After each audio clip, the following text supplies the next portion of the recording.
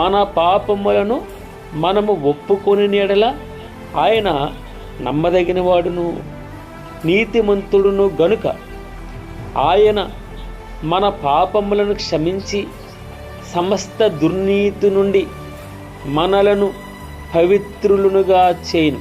అయితే ఆయన వెలుగులోనున్న ప్రకారం మనమును వెలుగులో నడిచిన యెడల మనము అన్యోన్య సహవాసము గలవారమై ఉందుము.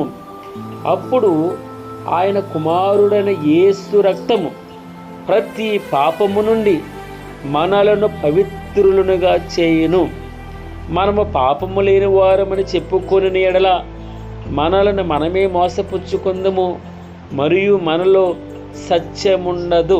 ప్రార్థన చేసేటప్పుడు ఆ ప్రార్థన ఓపెన్గా ఉండాలని భగవంతుడు ఇష్టపడుతున్నాడు. వేషధారణ కుదరదు. కుళ్ళ అదే కదండి మనం చెప్పుకుంటాం, కుళ్ళ అంటాం కదా, కుళ్ళ ఉన్నదన్నట్టుగా భగవంతుడితో చెప్పుకోవాలి.